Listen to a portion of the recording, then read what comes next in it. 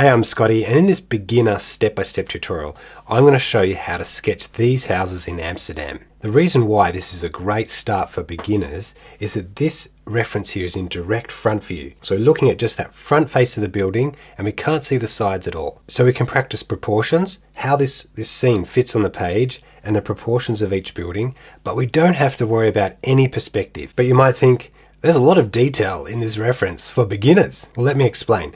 So usually in a scene like this, I might say choose just one subject, one building here.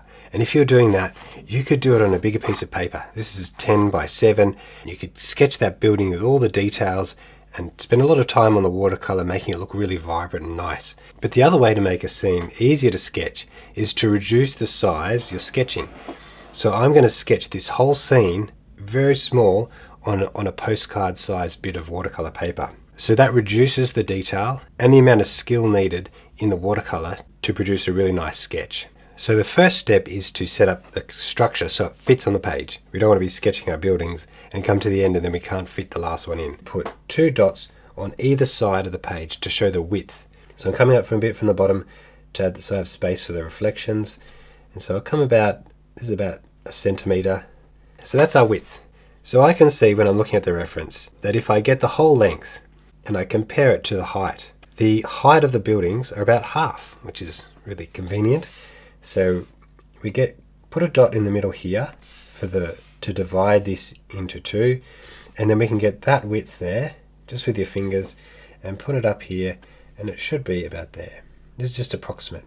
And on the other side, I come out the same distance from the side and same distance down. And if you like, you can double check. Okay, so now we have 4 dots, and that's where our buildings will be placed. Now there are 7 buildings here. So instead of starting at the first building and just start sketching across here, we need to keep those big shapes and divide them down. So I have that width there, and that was the center point. Unfortunately, it would be easier if there were 6 buildings, because then I could have 3 on each side. There's 7, so let's just go a little bit, maybe about 1 centimeter this way, to the left, and put a dot there. And then approximately we've got one side with 3 and one side with 4. So now we have those dots across there. That gives us a real great guideline on sketching all these buildings. So let's start with that first building there. So we've got the dot up the top here, above that one, and we come across and put a second dot there.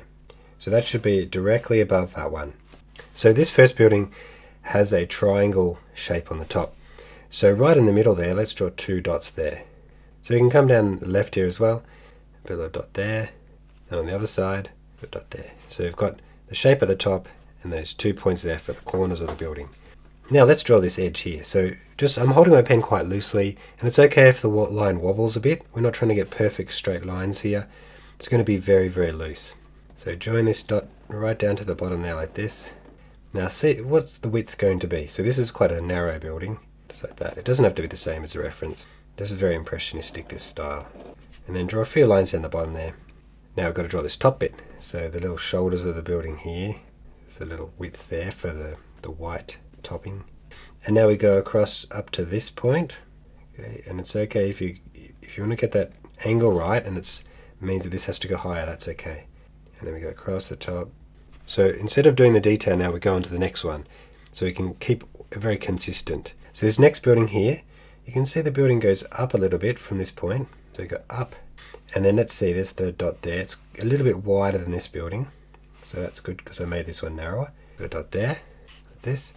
Now let's just join them up, like that, and then down to this dot. And to make it more expressive, you can add little wiggles like this. A little different, little bit of character, like that. We'll come back to that one. And now we've got another wide building. So I might come across a little bit for this dot. And it's a lower building.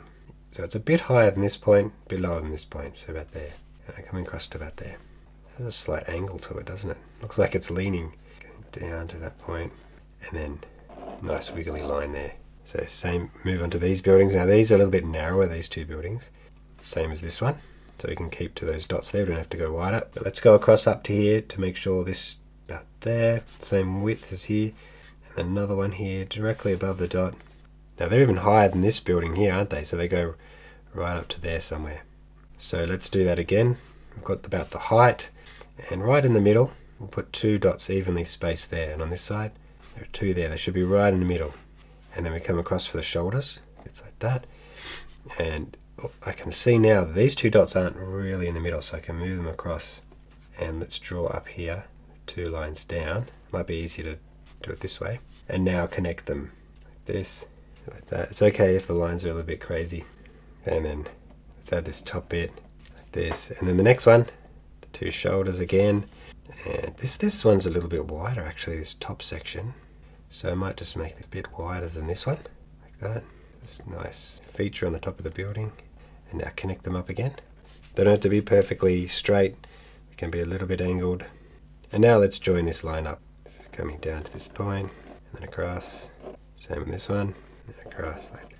Now we've got this wider building, so I might bring this dot just across a little bit, and it goes right up to this point here, quite high, and then across like this. So let's join these up because it's very square. It's okay to make those little mistakes. So you can put a portion on this side, leave a bit, and then a portion on this side, and now we've got that gap in the middle, and draw a semicircle there. Now all the way down to the bottom, so there's a very wobbly line.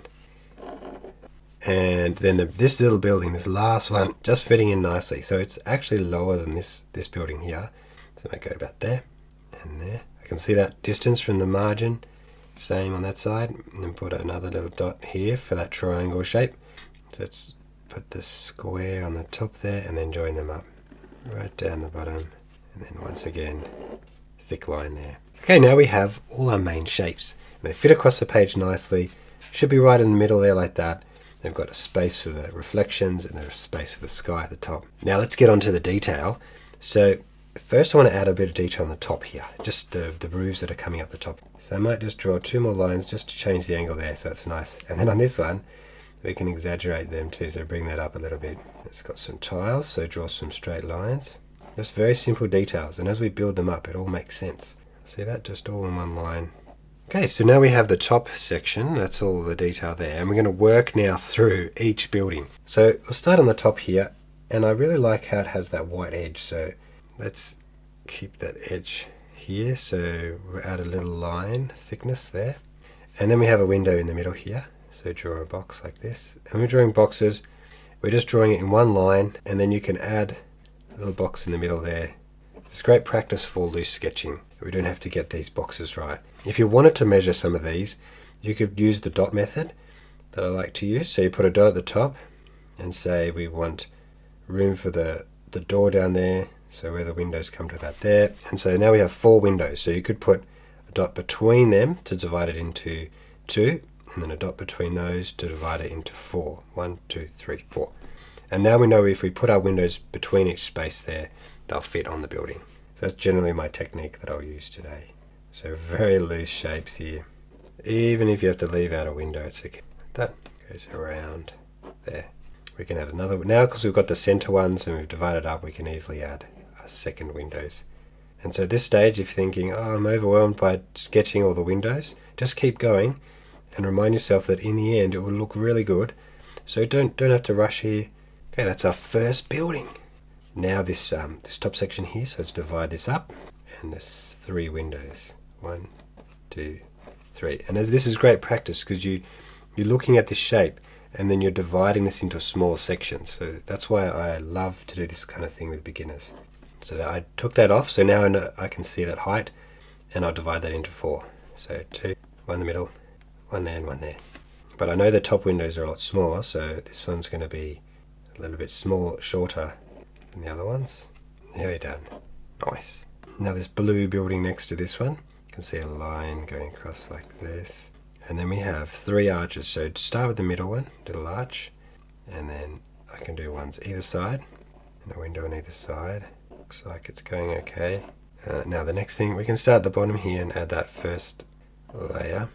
Go back up to the top, get little circles, and we've got 4 windows, so I might do that method, break things up. So we've got these square windows. I have to make this window a little bit of a shorter window. Ooh, okay, so they're coming together. And I'm thinking, dividing this up is a bit easier if you have a reference point. So I have to start with this bottom section here, so don't miss out on this really important feature down the bottom. Because you can get rid of a window out of here, but if you miss out on this bottom door, then it's really missing a lot. Okay, so there's a space here for a rectangle window, and then from about there it's divided into 4. Oh, it's a lot to fit in, if we can do that.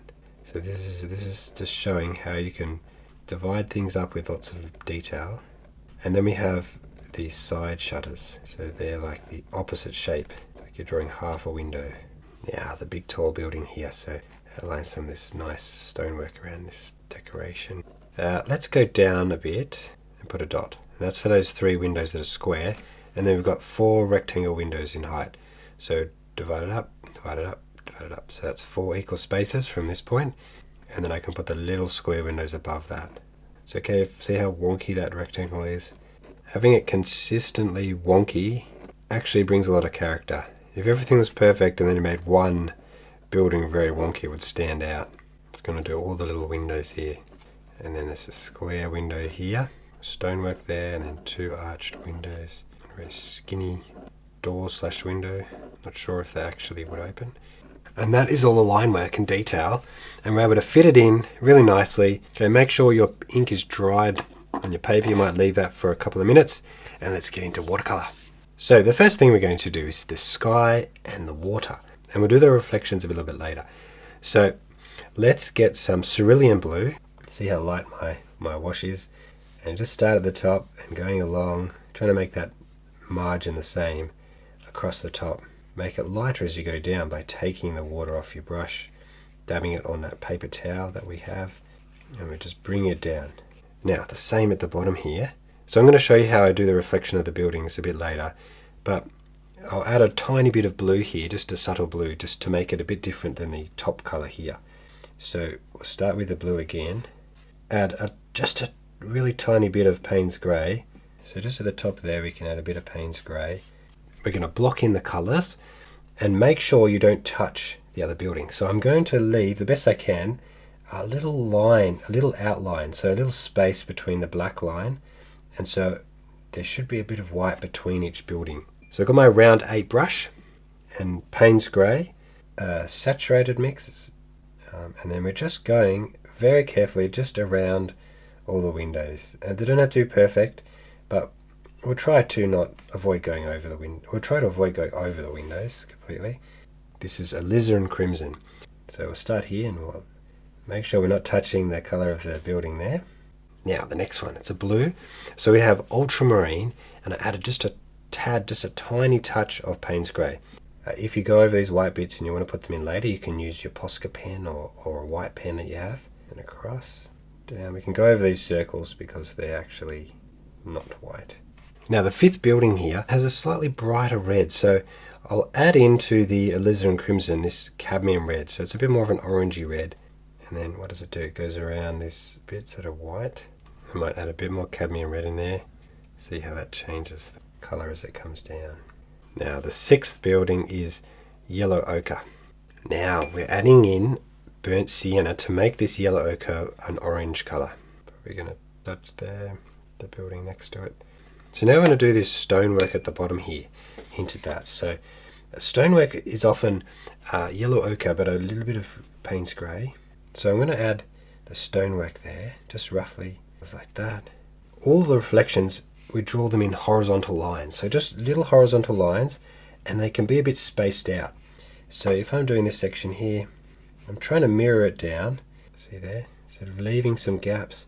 And here, this one's actually Payne's grey, so I can use that here. So you can see the reflection has that gap just below the window, and then there's these black lines that come here, so either side of this window. So this is the window here, and it will be reflected in this section.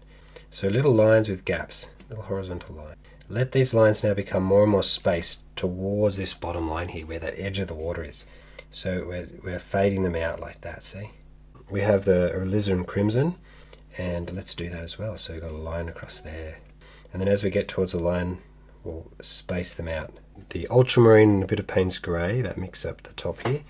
And let's do the same. So we start off a bit closer in this building, and we have that gap between that middle bit. So that's going to be closer and less spaced out lines. Keep them horizontal. And then what have we got then? Yellow ochre. Then either side of these windows here. So we've got coming out like this. Now we'll also now need to do the windows. So the windows are a bit of a combination between Payne's grey and cerulean blue because they reflect the sky there. This window here, there's only one in the middle that's really dark. So make sure you leave white around it. It doesn't have to be a perfect square. And then these windows, very, very dark, this one. Put a little bit more saturation. And then as you get to the top, you can add, so there's a bit of blue. So I'm going to add a bit of blue into that. And then we can go back with that cerulean blue now that I've got on my brush. This blue here, and perhaps even over here. Now while we're at it, get that Payne's grey again. And we're going to do the reflections at the bottom. So if there's any windows here that are Payne's grey, we'll add a bit at the bottom, especially these ones. You can see that, and we're still trying to keep that horizontal lines coming out like that. Now the top roof still has a section of terracotta tiles there, so now I'm going to use burnt sienna to block in these shapes. So moving on to shadow now, and I'm going to use dioxidine purple there like that. So just on areas like this around the tops of buildings like that, and make sure you've let your work dry. On see like this edge here, there's a little edge, you might add a shadow underneath that. Now we just go under each window or anything that's sticking out of the buildings. Shadow on the left side, because I'm imagining the sun's coming this way. Inside the windows where we put that cerulean blue or the Payne's grey, make sure it's not too heavy, but we can put a bit of shadow just in the top of the windows. Now just at the base here where the reflection is, make sure this wash, your shadow wash, is very, very light. And then what I'm going to do is draw a stroke just along the bottom here, see like that, of very subtle shadow, and then wash your brush and bring it down on top of your other colours. So once again I've let that dry, so the shadows are all dry now. Now adding just a few details, so mostly with Posca pen, that's my PC1M. Highlights, as I mentioned, along here, just along that building, you can see that just in there's some highlights. And then when you go down to the bottom here, there'll be more little scratch marks, so little tiny lines that can reflect off the water there. So holding the pen very lightly, the white pen here. So that's how I sketch a really simple scene from Amsterdam on a postcard size to make it really easy with simple proportions and no perspective. I hope you enjoyed that beginner tutorial. If you'd like more, I've got a whole lot of fundamental tutorials on my Patreon website, so you can go through those as part of the membership, and you have this full tutorial without any cuts, and you have the reference there as well, and then you can also ask any questions of me there. So thank you so much for watching, and I'll see you in the next one.